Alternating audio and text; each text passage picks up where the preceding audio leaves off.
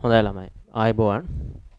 දැන් ඔයාලට පාඩම් මාලාව පටන් ගන්න කලින් ඔයාලට හඳුන්වලා දෙන්න තියෙනවා මේ වීඩියෝ එකේදී අපේ ඉංජිනේරු තාක්ෂණ වේදයේ පාඩම් කොහොමද සකස් වෙලා තියෙන්නේ සහ මොනවද ඒ පාඩම් කියන එක එකක් ඊළඟ එක ඔයාලා මුහුණ දෙන්න යන අවසානයේ මුහුණ දෙන ප්‍රශ්න පත්‍රයේ ආකෘතිය මොන වගේ එකක්ද කියන එක ඔයාලා හැමදේම ඉගෙන ගන්න කලින් ඔයාලා දැනගන්න ඕනේ.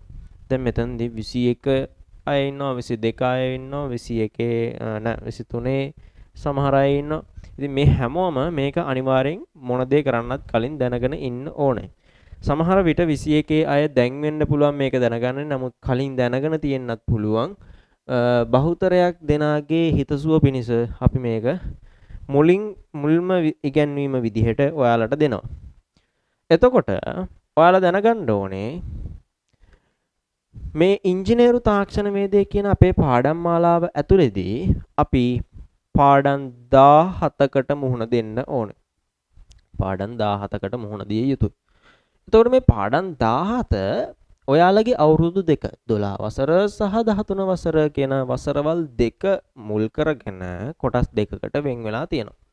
එතකොට මේ 17 බෙදෙන්නේ කොටස් 9ක් 12 වසරේදී ඉතුරු කොටස් 8 13 වසරේදීත් කෙරෙන විදිහට. ඒකෙදි මේ 12 සහ 13 වසර කියන පාඩම් 17 අපි ගොනු කරොත් අපිට පුළුවන් තවත් කොටස් 4කට ගොනු කරගන්න.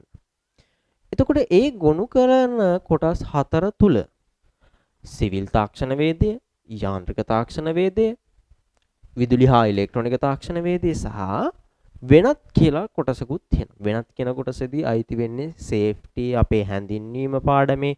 එතකොට ඔය වගේ ඩ්‍රෝවින් ඔය වගේ පාඩම් කොටස් ටිකක් තමයි වෙනත් කියන කොටසට අයිති වෙන්නේ. මම ඒක වෙනත් කියන නැතුව ගොඩක් අය නැත්තම් කොමන් සබ්ජෙක්ට් කියයි එක එක වචන කියයි. ප්‍රශ්නයක් නැහැ. ඔයාලා දැනගන්න ඕනේ කැටගරි වලට කැඩෙන විදිහ විතරයි. ඔය වචනේ ඕගොල්ලන්ට කවදාවත් අහන්න නැහැ එක්සෑම් එකකට. මම ඔයාලට දැන් පාඩම් ටික මොනවද කියන එක හඳුන්වාගෙන යන්නම්. ඒ පාඩම් ඔයාලට බෙදෙන විදිහත් කියලා දෙනවා. එතනින් පස්සේ ප්‍රශ්න පත්‍රය කොහොමද හැදෙන්නේ කියන එක ගැන කතා කරමු. මුලින්ම දැන් ඔයාලා 12 වසරේදී මොනවද ඉගෙන ගන්න? මොන දේ කරන්නත් කලින් මේක හඳුන්වාගෙන ඉන්න එපා. ඔන්න හැඳින්වීම. හරි. හැඳින්වීමට පස්සේ දෙවෙනි එක එනවා මූලික ස්වයංචල තාක්ෂණය. මම තාක්ෂණය කියන එක ලියන්නේ ඊළඟට තුන්වෙනි එක තුන්වෙනි එක විදිහට එනවා මූලික සිවිල් නෑ අපි මේකට කියනවා ගොඩනැගිලි තාක්ෂණ වේදිය කියලා. මූලික ගොඩනැගිලි තාක්ෂණ වේදිය. සමහර විට මේ පාඩම් වල නම්බර්ස් එහෙම මාරු වෙලා තියෙන්න පුළුවන්.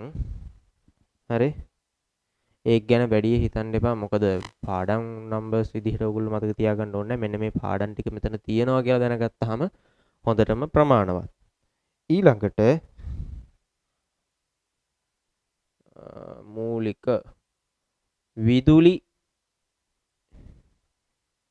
තාක්ෂණ වේදිය. තාක්ෂණය මූලික කියන වචනේ ලිව්වේ නෑ. පස්වෙනි එක විදිහට ඉංජිනේරු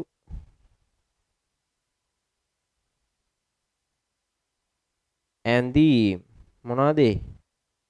ඔයාලා ඩ්‍රෝවින් කියලා කරන්නේ. හරි. 6 වෙනි එක විදිහට ඔයාලට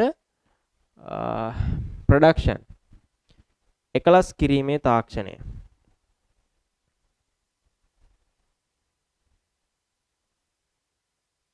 එකලස් කිරීමේ තාක්ෂණය. 7 ඒකක හා මිනුම් 8 චලිතය හා ජව සම්ප්‍රේෂණ පද්ධති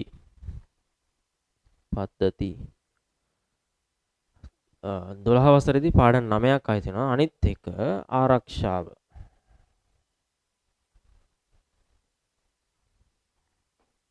right. ඔන්න ඔයාලට 12 වසරේදී ඉගෙන ගන්න තියෙන පාඩම් කොටස් ටික. හඳුන්වීම මූලික සංචල තාක්ෂණය, මූලික ගොඩනැගිලි තාක්ෂණයේදී, මූලික විදුලි තාක්ෂණයේදී, ඉංජිනේරු ඇඳීම්, එකලස් කිරීමේ තාක්ෂණය, ඒකකාම මිනුම්, චලිතය හා ජව සම්ප්‍රේෂණයේ ආරක්ෂාව. හරි. 13 දී දැන් ඔයාලට පාඩම් 17යි කිව්වනේ. 17න් 9ක් මෙතන තියෙනවා. 13 පළවෙනි පාඩම විදිහට ඔයාලට අනිත් පැනගමු.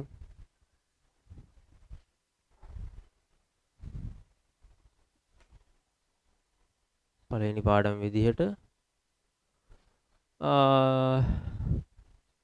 මේකෙදි ඔයාලට කරන්නේ විදුලි යන්ත්‍ර සහ බල පද්ධති පළවෙනි එක. දෙවෙනි එකේදී ඔයාලට කරනවා මූලික ඉලෙක්ට්‍රොනික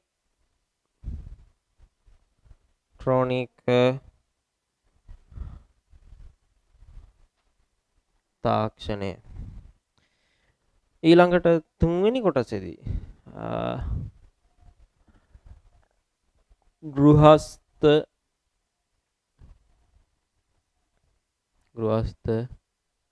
ජල සම්පාදනය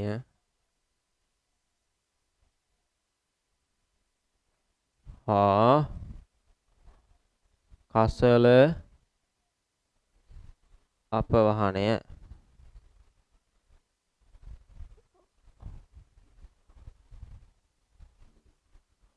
හරි. 4 විදිහට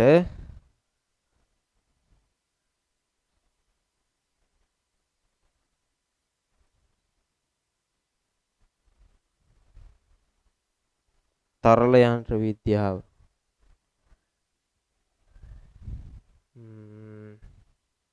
ඊළඟට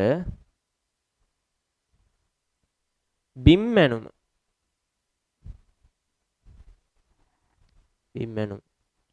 6 ප්‍රමාණ සමීක්ෂණ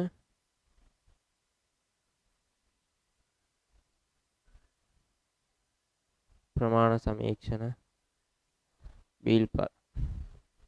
දැන් කීයද පාඩම්? 9යි 6යි 15යි 17ට තව දෙකක් එකතු වෙන්න ඕනේ. තව කොටසක් තියෙනවා ව්‍යවසායකත්වය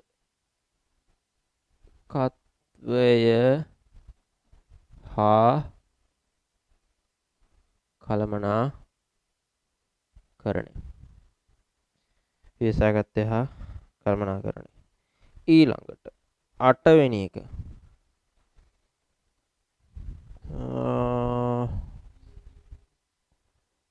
ප්‍රමාණ සමීක්ෂණ බිල්පත් හරයන්ත ප්‍රමිති හා පිරිවිතර.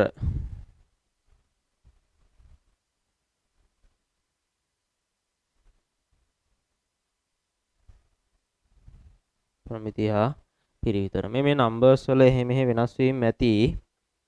ඒවා ගැන හිතන්න එපා. මොකද ඔයාලට මම මෙතනදි කරේ මේ පාඩම් ටික ඔයාලට තියෙනවා කියලා හඳුන්වලා දෙන්න. හරි. දැන් මේ පාඩම් ටික මෙහෙම තියෙද්දි මේක මේ පාඩම් 17 මූලික කොටස් 3කට වෙන් කරලා අපිට හඳුන්වා ගන්න පුළුවන්. ඒකෙදි කොටස් 3ේදී සිවිල් තාක්ෂණය. හරි. 1 2 යාන්ත්‍රික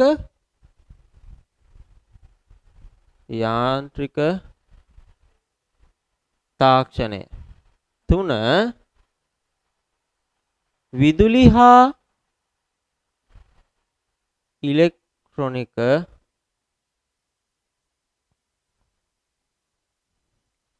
ඒකත් විදුලි හා ඉලෙක්ට්‍රොනික තාක්ෂණය. 4 අර මං කිව්වේ වෙනත් අන්න වෙනත් කොටස. දැන් මෙන්න මේ කියන කොටස් 4ට මෙන්න මේ කියන පාඩම් 17 ගොනු කරන්න පුළුවන්. කොහොමද? අපි ඒක මෙන්න මෙහෙම කරමු. සිවිල් අපි ඒකට C කියලා දාගමු. යාන්ත්‍රික මෙකැනිකල් M විදුලි හා ඉලෙක්ට්‍රොනික E වෙනත් කියන එකට others කියලා දාගමු. හරි. දැන් බලමු මේ පාඩම් ටික කොහොමද මේවට බෙදෙන්නේ. හැඳින්වීම අතනින් O others. ස්වයංචල තාක්ෂණ වේදය නැත්නම් ඔටෝමොබයිල් මෙකැනිකල් කොටසට අයිති වෙනවා. මූලික ගොඩනැගිලි තාක්ෂණ වේදයේ සිවිල් විදුලි හා ඉලෙක්ට්‍රොනික තාක්ෂණ වේදය ඒක කොහොමද වෙන්නේ ඉලෙක්ට්‍රොනික E ඉංජිනේරු ඇඳීම් එන්නේ වෙනත් කොටසට එකලස් කිරීම එන්නේ මෙකැනිකල් වලට ඒකක හා මිනුම් කොටස අපි O කියලා දාගන්න චලිතය හා ජව සම්ප්‍රේෂණය චලිතය හා ජව සම්ප්‍රේෂණය ඒකත් මෙකැනිකල් කොටසට ආරක්ෂාව අද විදුලි යන්ත්‍ර හා බල පද්ධති M මූලික ඉලෙක්ට්‍රොනික තාක්ෂණය E ගෘහස්ත ජල සම්පාදනය හා කසලකම් සිවිල් මේක මෙකැනිකල් තරල යන්ත්‍ර විද්‍යාව බිම් මැනුම සිවිල් ප්‍රමාණ සමීක්ෂණ හා පිළිපත් සිවිල් ව්‍යවසායකත්වය වෙනත් ප්‍රමිති හා පිරිවිතරත් වෙනත් හරි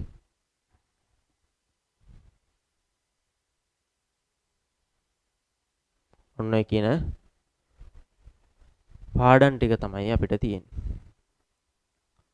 දැන් ඕකෙදී බලමු ඉස්සෙල්ලා සිවිල් වලට කොච්චරක් තියෙනවද කියලා. සිවිල් 1යි ආයතන 1යි 2යි 3යි 4යි සිවිල් එකට 4යි යාන්ත්‍රික නොත් මෙකැනිකල් මේ පැත්තෙන් ගමු 1යි 2යි 3යි 4යි 5යි එතන මොකක් හරි වැරද්දක් තියෙනවා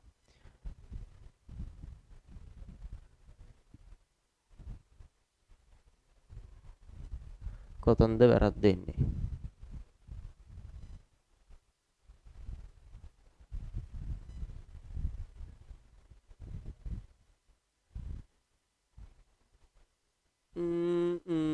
මූලික ඉලෙක්ට්‍රොනික තාක්ෂණ මේ තියෙන්නේ විදුලි යන්ත්‍ර හා බල පද්ධති කියන්නේ ඉලෙක්ට්‍රිකල් කොටසට එන එක. එතකොට 1යි 2යි 3යි 4යි මෙකැනිකල් කොටස් 4යි විදුලි හා ඉලෙක්ට්‍රොනික එකට මෙතන 2යි මෙතන එකක් තියෙනවා 3යි දැන් කීයද 4යි 4යි 8යි 8යි 3යි 8යි 3යි 11ක් එනවා 17න් 11ක් ගියාම ඉතුරු වෙනවා 6ක් 1යි 2යි 3යි 4යි 5යි 6යි ඔන්න පාඩම් ටික හරි ඔන්න ඔය කියන පාඩම් ටික තමයි අපට මේ ඉංජිනේරු තාක්ෂණ වේදයේ කියන කොටස් පාඩම් ඒකකයේ ආවරණය වීමේදී ඔයාලා දැනගත යුතු පාඩම් ටික. එතකොට මේ සියල්ලංගෙන්ම ඔයාලට අවුරුදු 2 අවසානයේදී ලැබෙන ප්‍රශ්න පත්‍රයට ලියන්න වෙනවා. එතකොට මේ ඔක්කොම ඔයාලා ඉගෙන ගන්න ඕනේ. දැන් ඔයාලට ප්‍රශ්න පත්‍ර ආකෘතිය ගැන කියලා දෙන්න ඕනේ. මේක ඔයාලා ලියා ගන්න ඕන නම් ලියන්න. නැත්නම් ඔයාලට අපි ඉංජිනේරු තාක්ෂණයේ සිලබස් එක ගෲප් එකට දැම්මා. ඒ group එකෙන් ගන්න බැරි වුණා නම් ආය අපි අපෙන් ඉල්ලන්න අපි ඒක දෙන්නම් ආය. එතකොට මේ පාඩම් වල ඇතුළේ මොනවද තියෙන්නේ ඒ පාඩම් වලින් ආවරණය කරන්නේ මොනවද කියන එකත් ගැන ඔයාලා දැනගන්න ඕනේ. එතකොට ඔයාලට ඉගෙන ගන්නකොට අවබෝධයක් තියෙනවා. මේ පාඩමේ කරන්නේ මේකනේ. හරි හරි. එතකොට අපි මේක ගැන තමයි ඉගෙනගන්නේ. එතකොට ඒ විදිහට ඔළුව හදාගෙන ඔයාලා ඉගෙන ගන්නකොට ඔයාලට කරුණු මතක හිටින අවස්ථාව වැඩි. හරි. මම මේ කොටස් ටික මකලා අපේ ප්‍රශ්න පත්‍ර ආකෘතිය ගැන සාකච්ඡා කරන්න යන්න. ඒකෙදි ඔයාලට මෙන්න මෙහෙම දෙයක් කතා කරන්න ඕනේ. ප්‍රශ්න පත්‍ර ආකෘතිය හැදුනේ මුලින් නම් ඒ කියන්නේ අපි මේ ඉංජිනේරු සබ්ජෙක්ට් එක ඉංජිනේරු තාක්ෂණ සබ්ජෙක්ට් එක පටන් ගන්න කාලෙදී ප්‍රැක්ටිකල් වලින් 125කුත් ඉතුරුවට ඒ කියන්නේ පේපර් එකට 175කුත් විදිහට තමයි ආවේ. නමුත් ඒක 2017 වසරේදී වෙනස් වුණා අලුත් සිලබස් එකත් එක්ක. ප්‍රැක්ටිකල් වලට 130ක් දෙනවා. අන්න ඒක ලොකු වාසියක් ඔයාලට. මොකද ඇත්තටම ප්‍රැක්ටිකල්ලිනේ අපේ මේ සබ්ජෙක්ට් එක යන්නේ. ඉගෙන ගන්න දේවල් වලුත් එක්ක ප්‍රැක්ටිකල් දැනුමත් මෙතනට අවශ්‍යයි. එතකොට මේ ප්‍රැක්ටිකල් වලට 130ක් දෙන එක හොඳයි. වගේම එක්සෑම් එකටත් ලොකු වාසියක් කියලා මම හිතනවා. මොකද ෆේල් වෙන්න තියෙන සම්භාවිතාව ගොඩාක් අඩු කරනවා මේ ප්‍රැක්ටිකල් කියන එක හින්දා. මේකෙදි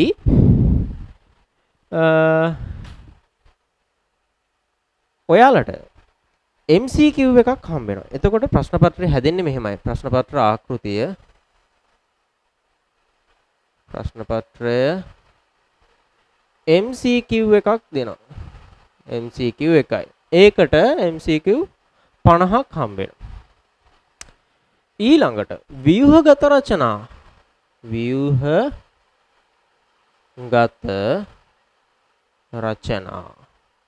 හරි. මෙතන ප්‍රශ්න 4යි. ඊළඟට ව්‍යුහගත රචනා වලට පස්සේ රචනා ප්‍රශ්න පත්‍ර. එතන ප්‍රශ්න 6ක් ලැබෙනවා. තෝරාගත් ප්‍රශ්න 4ක් ලිවිය යුතුයි. දැන්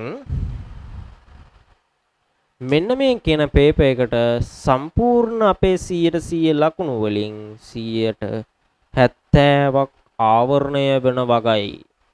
ඉතිරි 30 ප්‍රායෝගික පරීක්ෂණ වලින්. අපි මේකෙන් MCQ එක ගැන කතා කරමු ඉස්සෙල්ලා. ඉස්සර නම් MCQ එකක් කියන්නේ අපිට ටිකක් ලොකු වගයක්. ඒ කියන්නේ MCQ එකක් අපිට හරි ගියොත් එහෙම ටිකක් ලොකු අගයක ලකුණක් අපිට එකතු වෙනවා. නමුත් දැන් 70ක් වෙලානේ 75 තිබිච්ච එක. ඉතින් MCQ එක තව ටිකක් මේ කාලේ වෙනකොට අපිට අඩු වෙනවා. MCQ එක හැදෙන විදිහ මම කියන්නම්. MCQ එකේදී අර අපි කලින් කතා කරපු කැටගරි තුනේදී. එතකොට සිවිල් වලින් සිවිල් තාක්ෂණ වේදෙන් ප්‍රශ්න 14යි. යාන්ත්‍රික වලින් යාන්ත්‍රික තාක්ෂණ වේදෙන් 14යි. විදුලි හා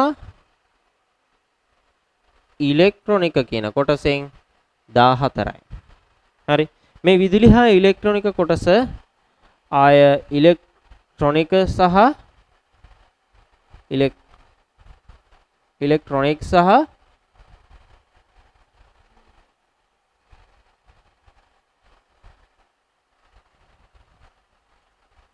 ඉලෙක්ට්‍රිකල් විදිහට කොටස් දෙකකට බෙදෙනවා. එතකොට ඒකෙන් 7 වැටේ. ඒ ගැන ලොකුවට හිතන්න එපා. මේකේ විදුලි හා ඉලෙක්ට්‍රෝන වලින් ප්‍රශ්න 14ක් යනවා කියලා හිතන්නකෝ. මොකද ඕක අපි මේ කියන්නේ අන්න මේ කියන්නේ දල ආකෘතියක්. මේක සාමාන්‍යයෙන් වෙනස් වෙන්න පුළුවන්. නමුත් මේ වෙනකන් ආපු ප්‍රශ්න පත්‍ර ආකෘතිය වල ගොඩාක් දුරට තිබුණේ මෙහෙම විදිහට. එතකොට 14 ඒවා අපිට මෙතන හම්බ වෙනවා. එතකොට කීයක්ද?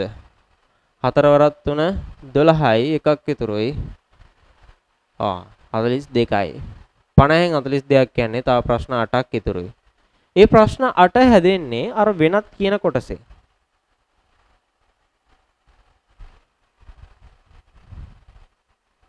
ඒ ප්‍රශ්න 8 හැදෙන්නේ අපි අඳුරගත්ත වෙනත් කියන කොටසේ.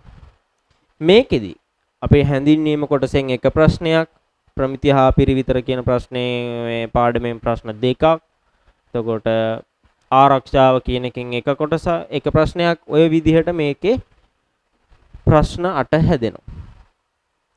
දැන් මේ හැදුණු ප්‍රශ්න 8 ඔයාලා සම්පූර්ණම 50ම නිවැරදි වුවහොත් ඔයාලට ලැබෙන්නේ ලකුණු 50ක් නෙවෙයි. ලකුණු කීයක් ලැබෙනවද? කලින් නම් ඕකට ලකුණු 37මාරක් ලැබුණා. 37මාරක්. ඒ කියන්නේ ඔයාලා ප්‍රශ්න 50ම ගැහුවත් ඔයාලට 37මාරයි ලැබෙන්නේ. අවාසනාවට ඇත්ත කතාවක්.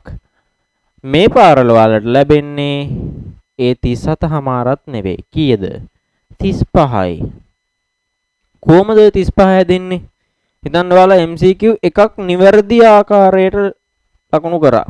එතකොට ඔයාලට ජයග්‍රාහී ලෙස ලැබෙනවා 0.7ක ලකුණු ප්‍රමාණයක්. 100න් 0.7ක ලකුණු ප්‍රමාණයක් ලැබෙනවා. එතකොට 0.7 වැඩි කිරීම 50 සමානයි ගාණ හදලා බලන්න 35යි. හරි. 35යි. 50ක් ගහලත් 35යි නේද? ඔව් 35යි. ඒකනේ වැඩ කරන්න ඕනේ කිව්වේ. ලේසි නෑ මේ වැඩේ. ඊළඟට මෙතනට 35යි. කීයද යාන්ත්‍රික නෑ අපි මේ කතා කරන්නේ MCQ ඔක්කොම කරන්නේ. සිවිල් වලට 14යි යාන්ත්‍රික තාක්ෂණ 14යි මෙතන 14යි වෙනත් 8යි. ඔන්න MCQ එකට ලැබෙන ලකුණු ප්‍රමාණය 35යි. ඊළඟට ව්‍යුහගත රචනා අකුරු වල අඩුපාඩු නම් ඇති ගොඩක් ව්‍යුහගත රචනා ප්‍රශ්න පත්‍ර ඔය තියෙන. එතකොට ව්‍යුහගත රචනායකයේදී ප්‍රශ්න 4ක් ඔයාලට ලැබෙනවා. ඔන්න මේක ඔයාලට නොලියා ඉන්න බෑ. හිතන්න ඔයාලා MCQ එකේ ප්‍රශ්න 50න් ඔයාලට එක ප්‍රශ්නයක් දෙකක් දන්නේ නැති හින්දා කනාවට ගැහුවා කියලා. නමුත් ව්‍යුහගත රචනායක එහෙම කරන්න බෑ. ලියනවා නම් ලියන්න ඕනේ හරියටම. ඒකෙදි අර ඔයාලට ඉස්සර මේ O level වලදී අපිට දෙන්නේ විද්‍යාපේපර් එක විද්‍යාපේපර් එකේ දෙන්නේ ඊරි ගහලා මේ හිස්තන් පුරවන්න නම්මන. ඔය දැන් හිස්තනට වැරදි වචනයක් පුරවලා බෑනේ. හරි වචනම අපි දැනගෙන ඉන්න ඕනේ. ඒ වගේ තමයි ව්‍යුහගත රචනායකත් අපිට කෙටි නිවැරදි උත්තර ලිවිය යුතුමයි. කෙටි නිවැරදි උත්තර ලිවිය යුතුමයි. ඒකෙදී ඔයාලට පළවෙනි ව්‍යුහගත රචනායකයේදී ඔයාලට ප්‍රශ්නයක් ලැබෙනවා drawing. හරි. කවුරුත් පුන බලා සිටින පාඩමක්. ඉංජිනේරු ඇඳීම්. කොහොමද මම පොඩියට ලියන්න බෑනේ. ඉංජිනේරු ඇඳීම්. දෙක සමෝදානික ප්‍රශ්නයක්. සමෝදානික මොනවාද අපේ තුනත් එහෙමයි. 4 වෙනස් වෙනවා. මේ ඉංජිනේරු ඇඳීම් කියන කොටසේදී ඕගොල්ලන්ට ඩ්‍රෝවින් තමයි හම්බෙන්නේ. ඩ්‍රෝවින් වලදී අපිට ඉගෙන ගන්න ගොඩක් දේවල් තියෙනවා. ඒ ගැන අපි ඉස්සරහට කතා කරමු. සමෝදානික ප්‍රශ්නයේදී අපි මෙන්න මේ කතා කරපු සිවිල් යාන්ත්‍රික සහ විදුලි හා ඉලෙක්ට්‍රොනික කියන කොටස් තුනම එකතු කරනවා. හරි. එතකොට එතන කවලම් මැල්ලුමක්. සිවිල් කොටසෙන් අපි හිතමු මොනවා හෝ දෙයක් කියලා මේගොල්ලෝ ප්‍රශ්නේ පටන් ගන්නවා. හරි. අපි මොකක් හරි දෙයක් හිතමු. මොකක්ද හිතන්නේ? හරි. අපි හිතමු වහලයක් ගහන්න හදන. මේ වහලෙට අවශ්‍ය වෙන දැව මූට්ටු මොනවාද? මොන ආකාරයේ වහලයක්ද ගහන්න සුදුසු කියලා මේගොල්ලෝ කියනවා. මොකක් හරි අපි හිතමු සමන්ගේ ගෙදර වහලයක් ගන්නවා. ඒගොල්ලන්ගේ වහලය ගහන්න මෙන්න මේවා තමයි. මෙන්න මේ ආකාරයේ පරිසරයක් ඒගොල්ලන්ගේ ගෙදර තියෙනවා. මොන වහලයක්ද හොඳ? ඒ වහලට හරියන මූට්ටු මොනවද? ඔය වගේ ප්‍රශ්න ටිකක් අහයි. ඊට පස්සේ විදුලි හා ඉලෙක්ට්‍රොනික කොටසට ඇවිල්ලා අහයි මේ ගෙදර මොන වගේ විදුලි පද්ධතියක්ද හදන්න පුළුවන් අපිට ත්‍රි ෆේස් ලයින් එකක් ඕනද මේ ගෙදරට සිංගල් ෆේස් ලයින් එකක් ඕනද ওই විදිහේ එක එක ප්‍රශ්න ටිකක් අහයි. ඊට පස්සේ යාන්ත්‍රික කොටසට ඇවිල්ලා ඒගොල්ලෝ කියයි මෙන්න මේ ගෙදරට මෙන්න මේ වගේ උපකරණෙකුත් උනේ. මේ උපකරණේ හදාගන්නේ කොහොමද? මෙන්න මේ ආයුධය හදාගන්නේ කොහොමද කියලා යාන්ත්‍රික කොටසේදී කතා කරන්න වෙයි. හරි. ඔන්න ඔය වගේ ප්‍රශ්නවල එකතුවක් තමයි සමුදානික කොටසට එන්නේ. මේකටත් එහෙමයි. තුන්වෙනි කොටසටත් එහෙමයි. දැන් මම කියවනේ මේක අතාරින්න බෑ. වැඩේ කරගන්නම යන්න ඕනේ. අනිවාර්යෙන් මේ ප්‍රශ්න ටික ලියන්නම ඕනේ. හතරවෙනි එකේදී ඒකෙදී අපිට හම්බෙනවා ව්‍යවසායකත්වය කියන පාඩම. අර අපි 13 වෙනි ශ්‍රේණියේ තිබිච්ච පාඩමක්. ව්‍යවසායකත්වය හම්බෙනවා. ව්‍යවසායකත්වය සමහර විට ආරක්ෂාව ලැබෙන්න පුළුවන් මේ ප්‍රශ්නෙට. ආරක්ෂාව කියන කොටසෙන් ලැබෙන්න පුළුවන්. ඔය වගේ කොටස් ටිකක් එකතු කරලා මේකට ලැබෙන්නට පුළුවන්. දැන් මේකට 35ක් ලැබුණා. මෙතනට කීයක් ලැබෙයිද? කීයද? මෙතනට 35 ප්ලස් 15.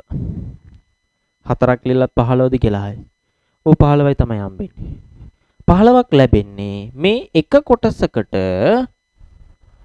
ලකුණු කීයක් ලැබෙන්න ඕනද? 15 බෙදීම 4. ඔයගලන්ට මේ එක කොටසකට 3.75ක විතර කොටසක් ලැබෙනවා. 3.75 කියන්නේ එතන සම්පූර්ණ ලකුණු ව්‍යුහගත එකට 15යි. දැන් කීයද? 5යි 5යි 10යි 1යි මෙතන 40යි. නෑ 50යි. 50යි 70 වෙන්න තව 20යි. ඒ 20 එන්නේ රචනා කොටසෙන්. රචනා කොටසට එන ප්‍රශ්න මොනවාද? හරි. රචනා කොටසට එනවා A B C කියලා කොටස් 4ක් වෙනවා. D. හරි.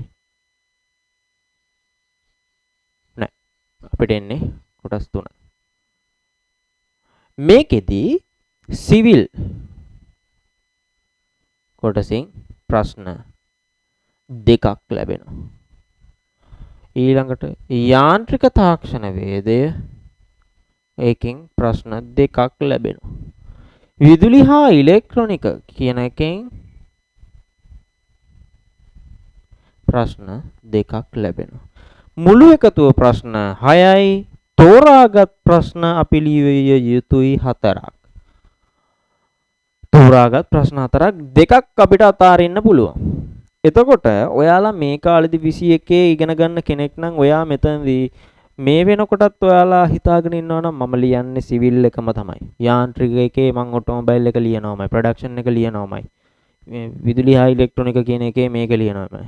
ඔහොම කියලා හිතාගෙන ඉන්නවා නම් ඕගොල්ලන්ගේ ටාගට් එකක් තියෙනවා නම් ඒක හොඳයි. අපි මේ ප්‍රශ්නේ ලියන්නම යනවා කියලා. නමුත් එහෙමයි කියලා ඒ පාඩම් ටිකම විතරක් ඉගෙන ගන්නත් එපා. මම මේක 22 අයටත් ගොඩාක් අවධානයක කියන්නේ සිවිල් මේ ප්‍රශ්නේ ලියන්න යනවා කියලා හිතාගෙන හිටියට හිතන්න ඔයාට එදාට පේපරේ දෙන වෙලාවට මේක ලියා ගන්න බැරි ප්‍රශ්නයක් නා. එහෙනම් ඔයා ඊළඟ එකට රෙඩි වෙලා ඉන්න ඕනේ. ඒ හින්දා එක ප්‍රශ්නයකට විතරක් ලෑස්ති වුණාට අනික අතාරින්න එපා. අර කලින් කතා කරපු ප්‍රශ්න මේ පාඩම් 17 ගැනම හොඳ අවබෝධයකින් යන්න. මේකෙදි අනිවාර්යෙන් එක කොටසකින් එක ප්‍රශ්නයක් තෝරාගත යුතුමයි. එතකොට ප්‍රශ්න 3ක් අනිවාර්යයි. කැමැති කොටසකින් තව එකක් ඔයාලට කරන්න පුළුවන්. එතකොට ඔයාලා තීරණය කරන්න මට හොඳටම පුළුවන් මොන සබ්ජෙක්ට් එකද? මේකේ සිවිල් පුළුවන්ද? යාන්ත්‍රික තාක්ෂණය හොඳට පුළුවන්ද? ඒ ලියන්න යන ඒවෙන් ඔයා තීරණය කරන්න. මම ආස මොනවටද? මමට හොඳටම පුළුවන් මොනවද? මම ඒක කරනවා. නමුත් මතක තබාගත යුතුයි මේ කියන ඒවාම කරන්න බලාගෙන යන්නට එපා. අනිත් ඒවත් පුරුදු වෙන්න, ප්‍රැක්ටිස් කරන්න, පාඩම් කරන්න. නැත්නම් වැඩේ ඒ වෙලාවට ඔයගොල්ලන්ට පේපරේ අතට හම්බුනහම මේක කරගන්න බැරි වුණොත් ඔයාලා අසරණයි. එතකොට 20ක් ලැබෙනවා සම්පූර්ණ ලකුණු ප්‍රශ්න තියෙනවා 4ක් එක ප්‍රශ්නයකට ලකුණු 5යි. සම්පූර්ණ ලකුණු 170යි. ඔන්න ප්‍රශ්න පත්‍රය. දැන් හිතන්නකෝ ඕගොල්ලෝ වැඩිපුර මහන්සි වෙන්නේ MCQ එකටද රචනා එකටද විභගත එකටද? විභගත එක නම් අතෑරියත් කමක් නැහැ කියලා හිතන්න එපා. එතකොට ප්‍රශ්න අපි ලකුණු 155ක් ඇවිල්ලා කියලා හිතන්න එපා. මොකද අපි ලියන හැම එකම හරියටම හරියනවා කියලා අපිට කියන්න බැහැනේ. නේ? MCQ වුණත් අපිට 50ම හරියටම ගහ ගන්න පුළුවන් කියන එක අපි හිතන්නේ. ඒ හින්දා මේ තියෙන කොටස් තුනටම ලෑස්ති වෙන්න සුපිරියටම. ඒක තමයි හොඳම දේ. අනිවාර්යෙන් MCQ මේ 50න් පුළුවන් තරම් උත්සාහ කරන්න මේ 50න් 35 අඩුම 35 එතනින් එහාට යන්න. ව්‍යුහගත රචනායකයේ මේ 15න් try කරන්න පුළුවන් තරම් 8න්වත් එහාට යන්න. මම නම් කියන්නේ 8ත් මදි. නමුත් ඕගොල්ලෝ ෆේල් නොවි හොඳ හිතට සතුටු රිසල්ට් එකක් එන්න නම් 8න්වත් එහාට යන්න. රචනායකට මෙච්චර මේ තියෙද්දි එක ප්‍රශ්නයකට ලකුණු 5ක් හම්බෙන එකේ ප්‍රශ්න 4ම සුපිරියට ලියන්න යන්න. අපරාධේ නැත්තම් අවුරුදු 2ක වෙලාව සහ ඕගොල්ලන්ගේ අම්මලා තාත්තලාගේ මුදල්. අනිත් එක මේ පන්තිය කෙරෙන්නේ ගොඩාක් මේ වෙලාවේ අමාරු කට්ටියට. ඒ අය මේ ලැබෙන chance එකෙන් උපරිම ප්‍රයෝජනය ගන්න නැත්තම් ඔයාලා අම්මලා තාත්තලා මේ වෙලාවේ මහන්සි වෙන එකට ඔයගොල්ලෝ සාධාරණයක් කරන්නේ නැහැ. හරි. මේක තමයි අපේ ප්‍රශ්න පත්‍ර ආකෘතිය සහ අපිට ලැබෙන ප්‍රශ්න පත්‍රයට ලැබෙන පාඩම් 17. අපි මේ වීඩියෝ එක ඔයාලා හැමෝටම බලන්න දෙනවා 21, 22 සහ 23 කියන හැමෝටම. එතකොට 21 අයට අපි පාඩම් වයිස් ඒ කියන්නේ මේ පාඩමෙන් ඉවර කළා මේ පාඩමට එහෙම එන්න තීරණය කරේ නැහැ. අපි ඔයාලට පේපර්ස් තමයි කරන්නේ. පේපර් එකක් දීලා ඒ පේපර් එක සාකච්ඡා කරගෙන යන ගමන් ඔයාලගේ අඩුපාඩු හදාගෙන යනවා. මොකද පාඩම් කරන්න අපිට මේ වෙලාවේ වෙලාවක් නැහැ 21 ඔයාලට. අවශ්‍ය දෙයක් තියෙනවා නම් පේපර් එක වෙලාවට මේ දේ තේරෙන්නේ නැහැ මේ දේ අපි කරමු කියලා සාකච්ඡා කරගෙන එතනින් එහාට ඕගොල්ලන්ගේ දැනුම වර්ධනය කර ගැනීම අපිට කරන්න පුළුවන්. ඒක අපෙන් ලැබෙන 21 අයට ලැබෙන ප්‍රයෝජනය. 22 අයට අපි පාඩම කරගෙන යනවා. එතකොට අවශ්‍යතාවයක් තියෙනවා නම් 21 කෙනෙක්ට 22 එකට එන්න ඕන නම් එයාලා එන්න. එහෙමත් නැත්නම් මුදල් ගෙවලා ඕගලන්ට ඉගෙන ගන්න පුළුවන් නම් අපිට කතා කරන්න මෙන්න මේ විදිහට පන්තියක් කරලා දෙන්න කියලා අපි ඒ දේ කරලා දෙන්නම්. 23 අයත් අපිත් එක්ක එකතුලා ඉන්නවා මේ වෙලාවේ. එතකොට 23 අයටත් 22 අයත් එක්කම මුල ඉඳලම මේ පාඩම් ටික කරගෙන යනවා. මේකෙදි ඕගොල්ලන්ව දැනුවත් කිරීමකුත් කරන්න ඇති. මුලින් පළවෙනි වීඩියෝ එකේදී අපි දෙන්නෙක් මේ සබ්ජෙක්ට් එකක බෙදාගෙන කරන්නේ. එතකොට ඕගොල්ලන්ට දෙන්නගෙන් ප්‍රශ්න අහන්න පුළුවන්. ඒ දේවල් ඕගොල්ලන්ට පැහැදිලි ඇති. ඔය දෙකට තමයි විශේෂ කරුණු විදිහට කියන්න තියෙන්නේ සහ අද දිනේදී ඕගොල්ලන්ට මේ වීඩියෝ එකෙන් පැහැදිලි කරපු ඉංජිනේරු තාක්ෂණයේ පාඩම් මාලාව සහ ප්‍රශ්න පත්‍ර ආකෘතිය මෙච්චරයි. එහෙනම් ඊළඟට අපි පාඩම් මාලාව සහ පේපර් සාකච්ඡාවෙන් හම්බෙමු. ඕගොල්ලන්ට සුබ දවසක්.